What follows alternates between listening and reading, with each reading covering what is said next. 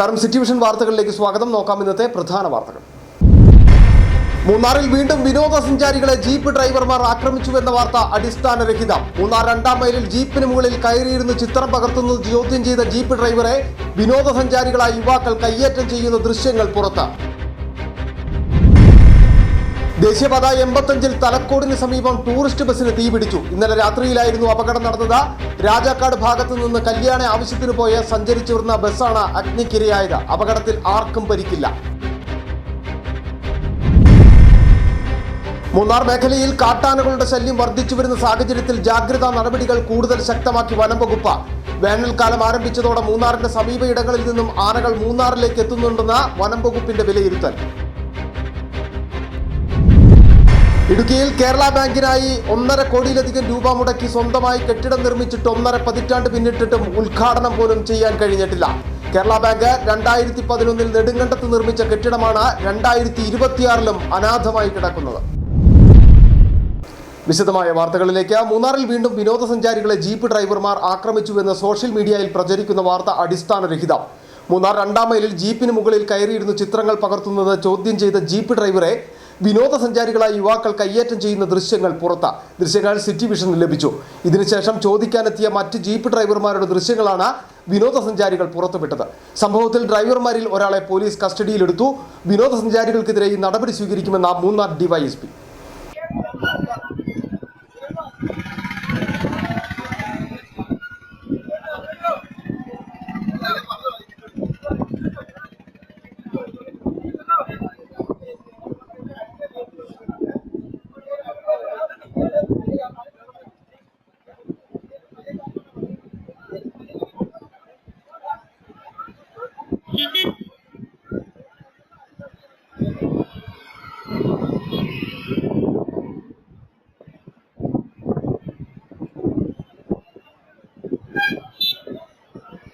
ഇതാണ് കഴിഞ്ഞ ദിവസം മൂന്നാറിന് സമീപം 2-ാം മൈലിൽ വിനോദസഞ്ചാരികളെ ജീപ്പ് ഡ്രൈവർമാർ ആക്രമിച്ചു എന്ന് പറയപ്പെടുന്നതിന്റെ യഥാർത്ഥ ദൃശ്യങ്ങൾ. 2-ാം മൈലിൽ നിർത്തിയിട്ടിരിക്കുന്ന ജീപ്പിന്റെ മുന്നിൽ നിന്നും ബോണറ്റിൽ കയറിയിരുന്നും സഞ്ചാരികൾ ചിത്രങ്ങൾ എടുക്കുന്നു. ബോണറ്റിൽ കയറിയിരുന്ന് ചിത്രങ്ങൾ പകർത്തുന്നത് കണ്ട ജീപ്പ് ഡ്രൈവർ അവിടേക്ക് എത്തി. ഇതാ ചോദ്യം ചെയ്യുന്നു. ഇതിൽ പ്രകോപിതരായ സഞ്ചാരികളുടെ അടുത്തു നിന്നും ഡ്രൈവർ പിൻവാങ്ങുന്നു. എന്നാൽ ഡ്രൈവറുടെ പിന്നാലെ എത്തിയ സഞ്ചാരികളായ യുവാക്കൾ ഡ്രൈവറെ മർദ്ദിക്കുന്നു. ഇതാണ് ശരിക്കും സംഭവിച്ചത്.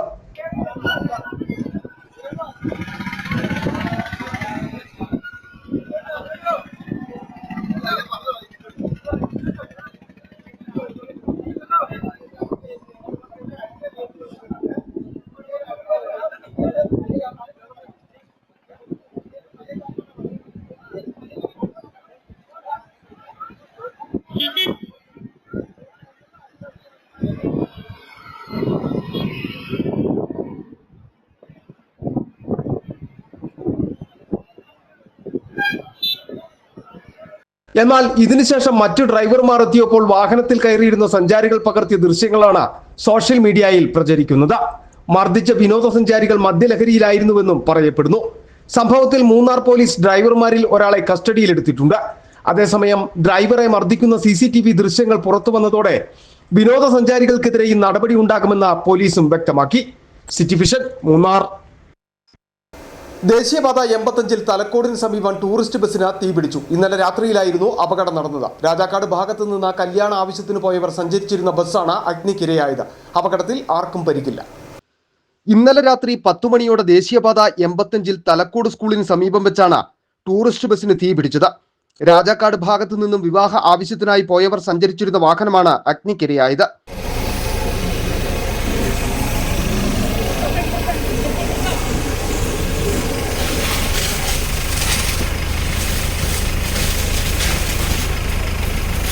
വാഹനത്തിലുണ്ടായിരുന്നവർ പുറത്തിറങ്ങിയ സമയത്തായിരുന്നു ബസ്സിൽ തീ പടർന്നത്. വാഹനത്തിൽ ആളുകൾ ആരും ഇല്ലാതിരുന്നതിനാൽ വലിയ ദുരന്തം ഒഴിവായി. തീപിടുത്തത്തിൽ വാഹനം പൂർണ്ണമായി കത്തി നശിച്ചു. അഗ്നിരക്ഷാ സേനയെത്തിയാണ് തീ അണച്ചത്. സംഭവത്തെ തുടർന്ന് ദേശീയപാതയിൽ ഗതാഗതവും തടസ്സപ്പെട്ടു. City vision, Adimali. ഇനി ചിഹ്നം വിളിച്ച കൊമ്പന്മാർ.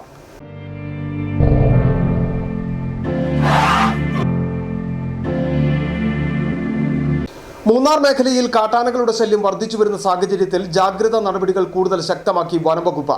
വേനൽക്കാലം ആരംഭിച്ചതോടെ മൂന്നാറിന്റെ സമീപ ഇടങ്ങളിൽ നിന്നും ആനകൾ മൂന്നാറിലേക്ക് എത്തിയിട്ടുണ്ടെന്നാണ് വനം വകുപ്പിന്റെ വിലയിരുത്തൽ. ആർആർടികളുടെയും പിആർടികളുടെയും പ്രവർത്തനം കൂടുതൽ കാര്യക്ഷമമായി മുന്നോട്ട് കൊണ്ടുപോകുമെന്ന് Munnar range officer S Biju പറഞ്ഞു.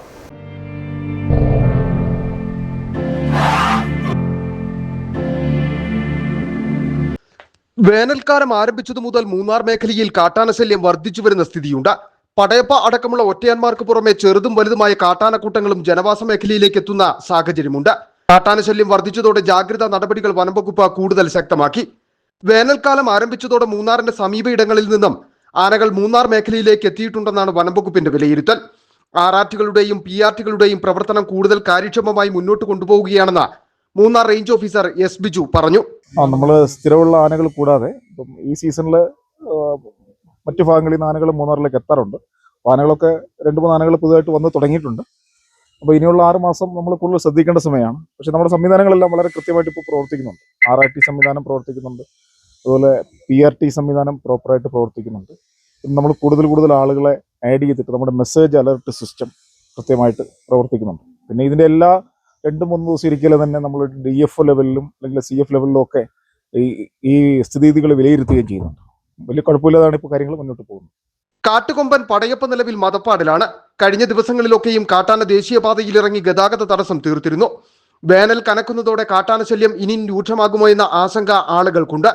കാട്ടാനകൾ ജനവാസ മേഖലയിലേക്ക് എത്തുന്നത് പരമാവധി കുറച്ച് നാശനഷ്ടങ്ങളും മറ്റ് അനിഷ്ട സംഭവങ്ങളും ഉണ്ടാകുന്നത് പരമാവധി ഒഴിവാക്കുവാനാണ് വനംവകുപ്പിന്റെ പരിശ്രമം. City vision, Munnar.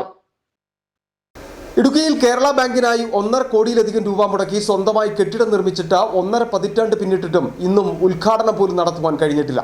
Kerala bank 2011 നെടുങ്കണ്ടത്ത് നിർമ്മിച്ച കെട്ടിടമാണ് 2026 അനാഥമായി കിടക്കുന്നത്. ഇപ്പോഴും ബാങ്കിന്റെ നെടുങ്കണ്ടത്തുള്ള 2 ശാഖകൾ പ്രവർത്തിക്കുന്നത് 10,000 വാടക നൽകിയാണ്. കുമളി മൂന്നാർ സംസ്ഥാന പാതയോട് ചേർന്ന് നെടുങ്കണ്ടം സെൻട്രൽ ജംഗ്ഷനിലാണ് ഗ്ലാസ് ഇട്ടുമിനുക്കിയ കെട്ടിടം അനാഥമായി കിടക്കുന്നത്. 2011 60 ലക്ഷം രൂപ ചെലവിൽ കെട്ടിടം നിർമ്മിച്ചത്.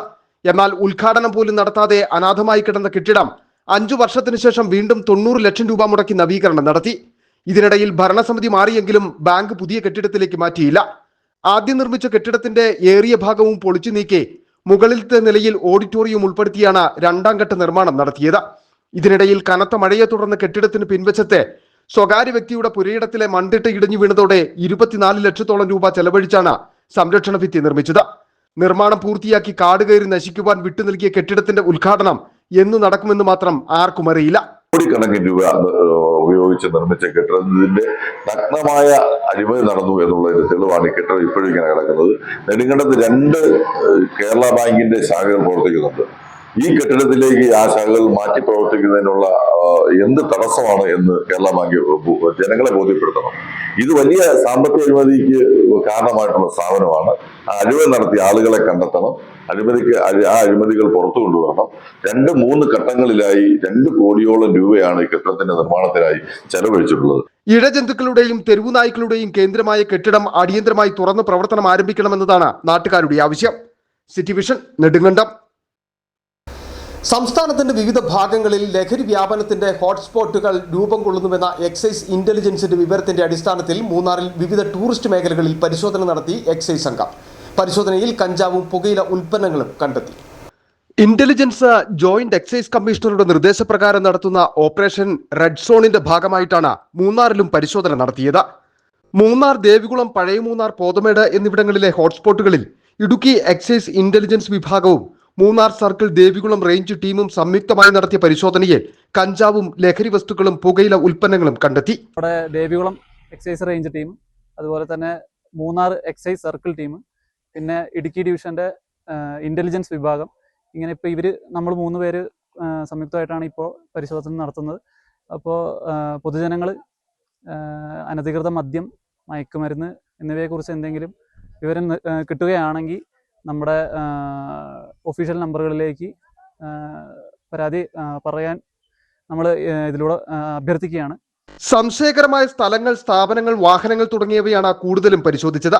ജില്ലയിലെ ലഹരി വ്യാപനത്തിന്റെ ഹോട്ട്സ്പോട്ടുകൾ നിരന്തര നിരീക്ഷണത്തിലാണെന്നും തുടർ പരിശോധനകൾ ഉണ്ടാകുമെന്നും എക്സൈസ് സംഘം പറഞ്ഞു. IB excise inspector Ajeeba, Devikulam range inspector Vishnu TG എന്നിവരുടെ നേതൃത്വത്തിലായിരുന്നു പരിശോധന. City vision, Munnar. സംസ്ഥാന സ്കൂൾ കലോത്സവത്തിൽ നാടോടി നൃത്തത്തിൽ മികച്ച വിജയം നേടിയ മലയോരത്തിന് അഭിമാനമായി മാറിയിരിക്കുകയാണ് Chemmannar saint Xavier's higher secondary സ്കൂളിലെ വിദ്യാർത്ഥിനിയായ ദിയ ബിജു. നൃത്തത്തിനൊപ്പം ആയോധന കലയിലും ശ്രദ്ധേയാണ് ദിയ.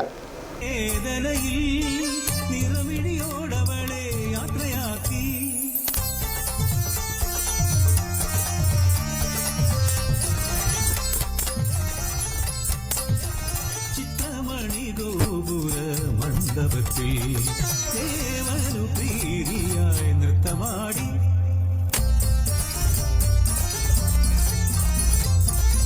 അങ്കലാവണ്യമോടെ അതിസുന്ദരി ദേവരിൽ സ്വയം അവൾ അലിഞ്ഞു ചേർന്നു. ചെറുപ്പം മുതൽ നൃത്തത്തോടുള്ള താല്പര്യം കണ്ടറിഞ്ഞ ദിയയുടെ മാതാപിതാക്കളായ ബിജു ജോണും ബിസ്മി ബിജുവും 3ാം ക്ലാസ് മുതൽ ദിയയെ നൃത്ത പരിശീലനത്തിന് അയച്ചു. വലിയ പരിശ്രമത്തിനൊടുവിൽ ആദ്യമായാണ് സംസ്ഥാന സ്കൂൾ കലോത്സവത്തിലേക്ക് ദിയ എത്തുന്നത്. വ്യത്യസ്തവും ആകർഷകവുമായ ദേവദാസികളുടെ കഥ പറയുന്ന നാടോടി നൃത്തമായിരുന്നു ദിയ വേദിയിൽ അവതരിപ്പിച്ചത്. കാഴ്ചക്കാരുടെ ഹൃദയങ്ങളിൽ ആഴ്ന്നിറങ്ങുന്ന ഭാവാഭിനയവും ചടുല താളവും കൊണ്ട് സംസ്ഥാന കലോത്സവത്തിലെ ഹയർ സെക്കൻഡറി വിഭാഗം നാടോടി നൃത്തത്തിൽ ദിയ ഫസ്റ്റ് എ ഗ്രേഡ് സ്വന്തമാക്കി.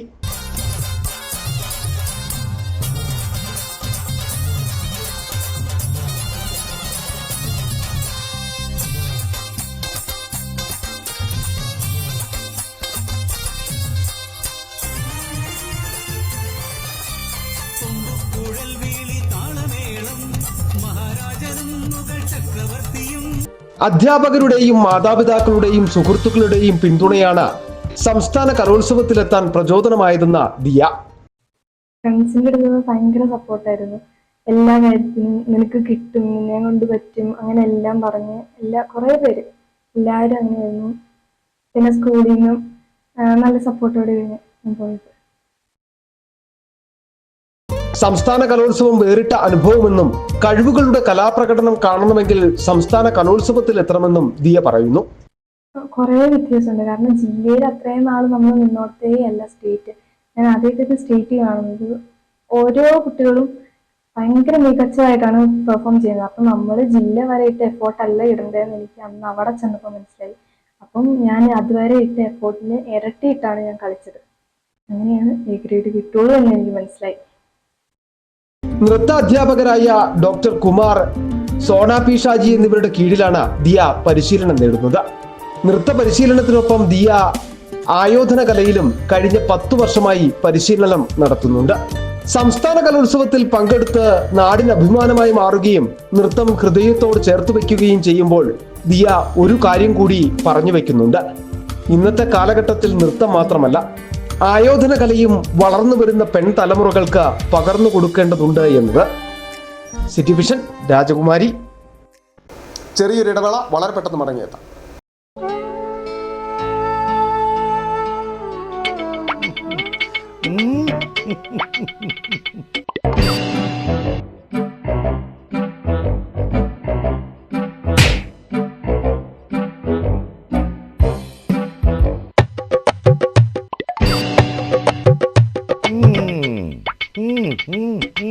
ഇതാണ് സാധനം. ഇവനെ അങ്ങ് പ്രയോഗിച്ചാൽ ഏതേലും സൂപ്പറായിട്ട് കായ്ക്കും. എല്ലാ പൂക്കളും കായാകുന്നതിന് ബെൻസാവൈറ്റ്, ചൊറിയില്ലാത്ത കായ്കൾക്കായി സൾഫോസ്, കൂടാതെ അമിൻഡ, ഹീര, ഡോറിസ്, വെൽവെറ്റ്. കർഷകന്റെ പ്രതീക്ഷയ്ക്കൊത്ത ഉൽപാദനം വർദ്ധിക്കാൻ വൈറ്റ്ഫീൽഡ് ഇന്റർനാഷണലിന്റെ ഉൽപ്പന്നങ്ങൾ ഉപയോഗിക്കൂ. 1.5 പതിറ്റാണ്ടിലേറെയായുള്ള സേവന പാരമ്പര്യവുമായി doctors clinical and diagnostic laboratory Rajakkad. Hi-tech മെഷീനറികളുടെ സഹായത്തോടെ രോഗനിർണയം ഇനി കുറഞ്ഞ സമയത്തിനുള്ളിൽ. 300 mA full room x-ray and 12 channel digital ECG. വിവിധ രോഗനിർണയങ്ങൾക്കായി മൾട്ടി സ്പെഷ്യാലിറ്റി ലബോറട്ടറി. എല്ലാവിധ ലബോറട്ടറി ടെസ്റ്റുകളും സ്പെഷ്യൽ ടെസ്റ്റുകളും 1 മണിക്കൂറിനുള്ളിൽ. വിവിധ ചെക്കപ്പ് പാക്കേജുകൾ. വിദഗ്ധ ടെക്നീഷ്യന്മാരുടെ നേതൃത്വത്തിൽ 100% ക്വാളിറ്റിയോടുകൂടിയുള്ള ടെസ്റ്റ് റിസൾട്ടുകൾ. Doctors clinical and diagnostic laboratory, SNDP shopping complex, Rajakkad. സ്ത്രീ സൃഷ്ടികളിൽ ഏറ്റവും പരിശുദ്ധയായ ഒന്ന്. ആ പരിശുദ്ധിക്ക് നിറം കൂട്ടുന്ന ഒന്നാണ് അവരുടെ ആത്മവിശ്വാസം. അതിനാൽ ഞങ്ങൾ മനസ്സിലാക്കുന്നു, നിങ്ങൾ അർഹിക്കുന്നു KG's ജ്വല്ലറിയുടെ അതുല്യമായ ആഭരണങ്ങൾ. KG's ജ്വല്ലറി, കോട്ടയം കട, സിൻസ് 1950.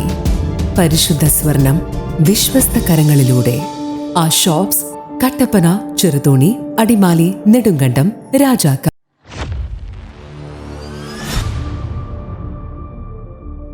രാജക്കാടിന്റെ ഹൃദയഭാഗത്ത് ഇടുക്കി ജില്ലയിൽ സ്ഥിതി ചെയ്യുന്ന ബേബീസ് മാൾ 20,000 സ്ക്വയർ ഫീറ്റ് വിസ്തീർണം, 2 നിലകളുള്ള ആധുനിക കെട്ടിടം, സൗകര്യപ്രദമായ എസ്കലേറ്റർ സൗകര്യം, ഏകദേശം 100 വാഹനങ്ങൾക്ക് മതിയായ പാർക്കിംഗ് സൗകര്യം, വ്യാപാരത്തിനും ഷോപ്പുകൾക്കും ഏറ്റവും അനുയോജ്യമായ റെന്റലിന് റെഡിയായ റൂമുകൾ ഇപ്പോൾ ലഭ്യമാണ്.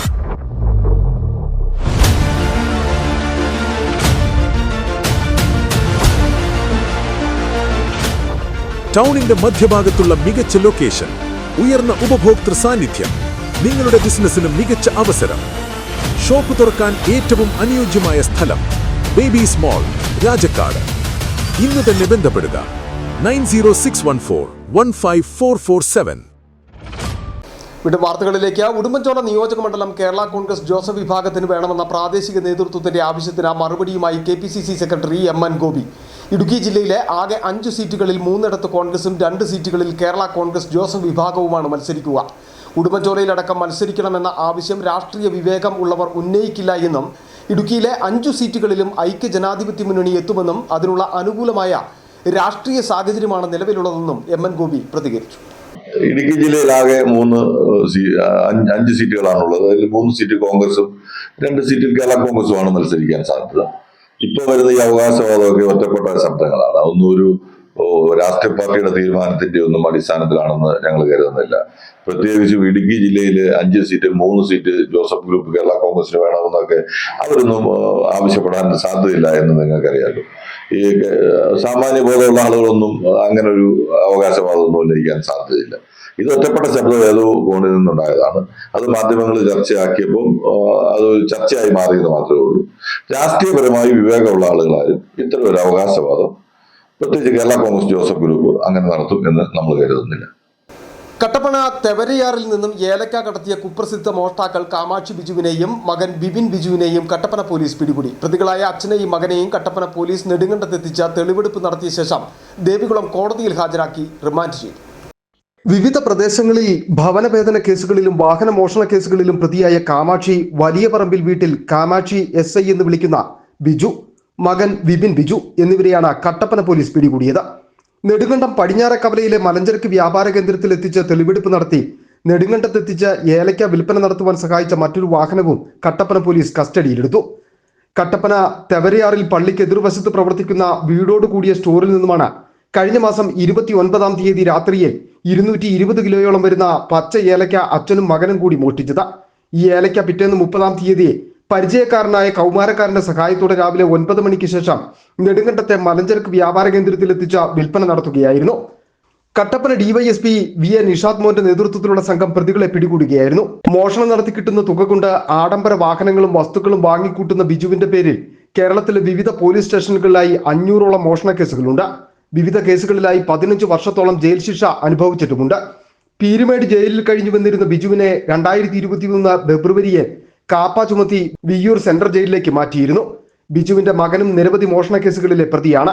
എറണാകുളത്ത് ടാക്സി ഡ്രൈവറായി ജോലി നോക്കി വരികയായിരുന്നു. ഇവിടെ നിന്ന് വാടകയ്ക്ക് എടുത്തുകൊണ്ടുവന്ന വാഹനത്തിലാണ് മോഷ്ടിച്ച ഏലക്ക അവരുടെ വീട്ടിലെത്തിക്കുന്നത്. ഇവിടെ നിന്ന് മറ്റൊരു വാഹനത്തിൽ പിറ്റേന്ന് നെടുങ്കണ്ടത്തെത്തിച്ച വിൽപ്പന നടത്തുകയായിരുന്നു. പോലീസിനെ ആക്രമിച്ച 3ഓളം കേസുകളിലെ പ്രതിയായ ബിജുവിനെ പിടികൂടുവാനെത്തുന്ന പോലീസിൽ നിന്നും രക്ഷപ്പെടുവാൻ വീടിനു ചുറ്റും നായ്ക്കളെ അഴിച്ചുവിട്ടിരുന്നു. സാക്ഷി പറയുന്നവരെയും ബിജുവിനെ കുറിച്ച് വിവരങ്ങൾ അറിയിക്കുന്നവരെയും ആക്രമിക്കുന്ന രീതിയുമുണ്ട്. പ്രതികളായ ബിജു, ബിബിൻ എന്നിവരെ ദേവികുളം കോടതിയിൽ ഹാജരാക്കി റിമാൻഡ് ചെയ്തു. City vision, Kattappana. ഇടുക്കി വെള്ളാരംകുന്നിൽ അനധികൃത മണ്ണെടുപ്പുമായി ബന്ധപ്പെട്ട് ഇരുവിഭാഗങ്ങൾ തമ്മിൽ സംഘർഷം. BLO വിനീത് സുരേഷ് ഉൾപ്പെടെ 6 പേർക്ക് പരിക്കേറ്റു. തലയ്ക്ക് ഗുരുതരമായി പരിക്കേറ്റ വിനീത് നിലവിൽ സ്വകാര്യ ആശുപത്രിയിൽ ചികിത്സയിലാണ്. സംഭവത്തിൽ കുമളി പോലീസ് കേസെടുത്ത് അന്വേഷണം ആരംഭിച്ചു.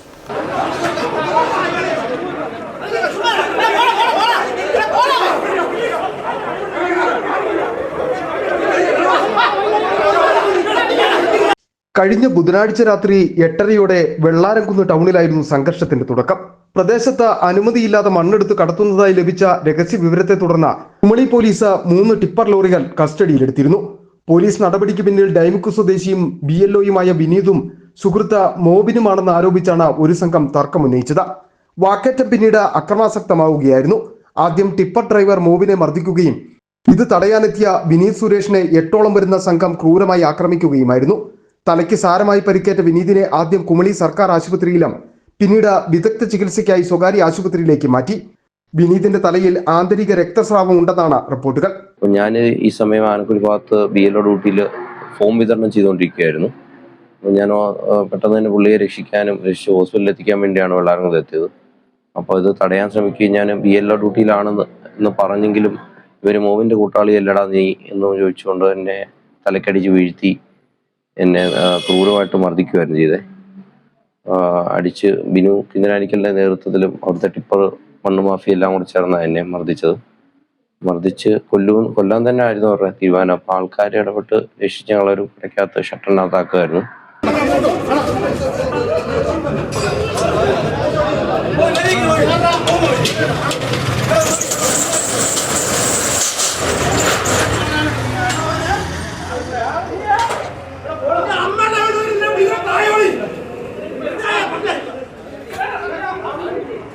അതേസമയം വിനീതും മോബിനും ചേർന്ന് തങ്ങളെ ആക്രമിച്ചുവെന്ന് ആരോപിച്ച എതിർവിഭാഗവും രംഗത്തെത്തിയിട്ടുണ്ട്. സംഭവത്തിൽ പരിക്കേറ്റ ബിനീഷ്, ബിജു, ബെബിൻ, ആന്റൺ ഷാജി, റെജിൻ എന്നിവർ ആശുപത്രിയിൽ ചികിത്സ തേടി. കേസുമായി ബന്ധപ്പെട്ട ഇരു വിഭാഗങ്ങളുടെയും പരാതിയിൽ കുമളി പോലീസ് 2 കേസുകൾ രജിസ്റ്റർ ചെയ്ത് അന്വേഷണം ആരംഭിച്ചു. City vision, Kumily. അവഗണനയുടെ വഴിയിൽ കുടുങ്ങി മുക്കുവള്ളി. ഭക്ഷ്യക്ഷാമം പരിഹരിക്കുവാൻ കുടിയിരുത്തപ്പെട്ട ജനത ഇന്ന് വഴിയില്ലാതെ ഒറ്റപ്പെട്ടിരിക്കുകയാണ്. ഇടുക്കി കഞ്ഞിക്കുടിയിലെ മക്കുവള്ളി ഗ്രാമം 7 വർഷമായി വികസനത്തിന്റെ വാതിൽക്കൽ കാത്തു നിൽക്കുമ്പോഴും തിരിഞ്ഞു നിൽക്കാൻ അധികൃതരാരും തയ്യാറാകുന്നില്ല എന്നതാണ് നാട്ടുകാരുടെ ആക്ഷേപം. കേരളം മുഴുവനും ഭക്ഷ്യക്ഷാമം നേരിട്ട കാലത്ത് SRCPയുടെ ഭരണകാലത്ത് കുടിയിരുത്തപ്പെട്ട ജനതയാണ് ഇടുക്കി ജില്ലയിലെ കഞ്ഞിക്കുടി ഗ്രാമപഞ്ചായത്തിലെ മക്കുവള്ളി ഗ്രാമനിവാസികൾ. 70 വർഷം പിന്നിട്ടിട്ടും ഇന്നും ഇവർക്ക് പുറം ലോകവുമായി ബന്ധപ്പെടാൻ ഒരു ശരിയായ റോഡ് പോലുമില്ല. കേവലം 2 കിലോമീറ്റർ വനപാത ടാർ ചെയ്താൽ മതി. എന്നാൽ സർക്കാരുകൾ മാറി മാറി വന്നിട്ടും ഈ ജനത അവഗണനയുടെ ഇരയാണ്. ഇന്നും കാർഷിക വൃത്തിയുമായി ബന്ധപ്പെട്ട് ജീവിതം നയിക്കുന്നവരാണ് മക്കുവള്ളിയിലെ ജനങ്ങൾ. പുറം ലോകം വികസനത്തിൽ കുതിക്കുമ്പോൾ ഇവിടമെന്നും അവഗണനയുടെ നിഴലിൽ. 2 കിലോമീറ്ററാണ് ഞങ്ങൾക്ക് കാടുള്ളൂ. ആ കാട്ടിലേക്കിടെ മഴക്കാലമായി കഴിഞ്ഞിട്ടുണ്ട്. ഇവിടുന്ന് സ്കൂൾ വണ്ടിയുണ്ട്, പിള്ളേരെ കൊണ്ടാറുണ്ട്. ചില ദിവസങ്ങളിൽ പിള്ളേർ നടന്നു പോകേണ്ട പോലും സ്ഥിതിയുണ്ട്. 10-30 പിള്ളേർ ഇവിടുന്ന് പോയി പഠിക്കുന്നതാണ്. ആ വഴി വളരെ ദയനീയമാണ്. മുട്ടാത്ത വാതിലില്ല, പറയാത്ത ആൾക്കാരില്ല. എല്ലാവരോടും പറയും, വരുന്നവരൊക്കെ ചെയ്യാന്ന് പറഞ്ഞാൽ അല്ലാതെ ഒരു തീരുമാനമില്ല. മക്കുവള്ളിക്കൊപ്പം സമീപ ഗ്രാമങ്ങളായ കൈതപ്പാറ, മനയത്തടം എന്നിവിടങ്ങളിലും സമാന അവസ്ഥയാണ്. ഉടുമ്പന്നൂരിൽ നിന്ന് കൈതപ്പാറ വഴി മണിയാറൻകുടിയിലേക്ക് വഴി തുറക്കുമ്പോഴും മക്കുവള്ളിയെ വീണ്ടും അവഗണിക്കുന്ന സമീപനമാണ് അധികൃതർ സ്വീകരിച്ചതെന്ന ആരോപണവും ശക്തമാണ്. പുതിയ തലമുറയിലെ പലരും ഇതിനകം തന്നെ ഗ്രാമം വിട്ടു പോയി കഴിഞ്ഞു. അവശേഷിക്കുന്നവർ വികസനത്തിന്റെ ശബ്ദം കാതോർത്തു കാത്തിരിക്കുന്നു. കഞ്ഞിക്കുഴി ടൗൺ വികസിക്കുന്നതിനു മുന്നേ തന്നെ വികസനമെത്തേണ്ടിയിരുന്ന പ്രദേശങ്ങൾ ഇന്നും നൊമ്പരമായി മാത്രം ബാക്കിയാകുന്നു. 70 വർഷമായി അവഗണനയുടെ വഴികളിൽ കുടുങ്ങിയ മക്കുവള്ളി വികസനം എന്ന വാക്ക് യാഥാർത്ഥ്യമാകുമോ എന്ന ചോദ്യം ഇന്നും മറുപടിയില്ലാതെ തുടരുകയാണ്. City vision, Idukki. Kumily 1-ാം mile Kairali ലൈബ്രറിയുടെ നേതൃത്വത്തിൽ ജനപ്രതിനിധികൾക്ക് സ്വീകരണം നൽകി. സ്റ്റേറ്റ് ലൈബ്രറി കൗൺസിൽ എക്സിക്യൂട്ടീവ് അംഗം മെറീന ജോർജ് പരിപാടി ഉദ്ഘാടനം ചെയ്തു. Kumily 1-ാം mile Kairali library and recreation ക്ലബിന്റെ നേതൃത്വത്തിൽ ത്രിതല പഞ്ചായത്ത് അംഗങ്ങളെയും കുമളി പഞ്ചായത്തിൽ നിന്നും വിജയിച്ച ജനപ്രതിനിധികളെയും ആദരിച്ചു. കൈരളി വായനശാല അങ്കണത്തിൽ നടന്ന അനുമോദന ചടങ്ങ് സ്റ്റേറ്റ് ലൈബ്രറി കൗൺസിൽ എക്സിക്യൂട്ടീവ് അംഗം മെറീന ജോർജ് ഉദ്ഘാടനം ചെയ്തു. പുതിയ തലമുറ വായനയിൽ നിന്നും അകന്നു പോകുന്ന കാലഘട്ടത്തിൽ ഗ്രന്ഥശാലകളുടെ പ്രസക്തി വർദ്ധിക്കുകയാണെന്നും ഡിജിറ്റൽ യുഗത്തിന്റെ അതിപ്രസരത്തിൽ വായനശാലകളെ അവഗണിക്കുന്ന പ്രവണത മാറണമെന്നും യുവതലമുറ വായനാശീലത്തിലേക്ക് കൂടുതൽ സജീവമായി കടന്നു വരണമെന്നും അവർ ഓർമ്മിപ്പിച്ചു. മറ്റു പല സോഴ്സുകളും ജനങ്ങൾക്കുള്ളത് കൊണ്ട് തന്നെ, അതുപോലെ തന്നെ പുസ്തകങ്ങൾ കൂടുതലായിട്ട് ഇറങ്ങുമ്പോഴും അതൊക്കെ ചിലവാകുന്നു എന്ന് പറയുമ്പോൾ സ്വന്തമായി പുസ്തകം വാങ്ങിക്കാൻ ഇന്ന് മിക്ക ആളുകൾക്കും സാമ്പത്തികമായ ശേഷിയുണ്ട്. സ്വന്തമായി ലൈബ്രറികളുള്ള ആളുകളാണ് ഭൂരിപക്ഷ ആളുകളും. കുട്ടികളായാലും അവരെ ഫോണിലൂടെ കഥകൾ വായിക്കാനുള്ള സംവിധാനമുണ്ട്, അതൊക്കെ ഉപയോഗിക്കുന്നു. പക്ഷെ അത് എത്രമാത്രം ഉപയോഗിക്കുന്നു എന്ന് മനസ്സിലാവുന്നില്ല. പക്ഷെ എങ്കിലും എല്ലാവരും പറയുമ്പോഴതാണ് പറയുന്നത്, വായന മേഖലയെ ഞങ്ങളൊക്കെ വായിക്കുന്നുണ്ട്, ഞങ്ങൾക്ക് കഥകൾ ഫോണിൽ ലഭിക്കും, ഫോണിലൂടെ കാണുന്നുണ്ട്, കേൾക്കുന്നുണ്ട് എന്നൊക്കെ പറയുന്നു.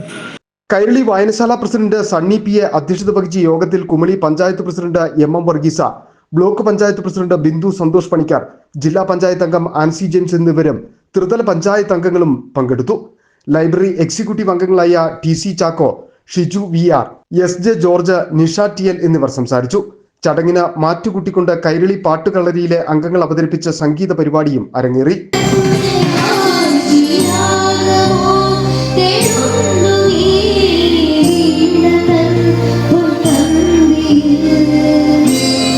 ലൈബ്രറിയുടെ ബാലവേദി, വനിതാവേദി, വയോജനവേദി എന്നിവിടങ്ങളിൽ നിന്നുള്ള നിരവധി അംഗങ്ങൾ പരിപാടിയിൽ പങ്കെടുത്തു.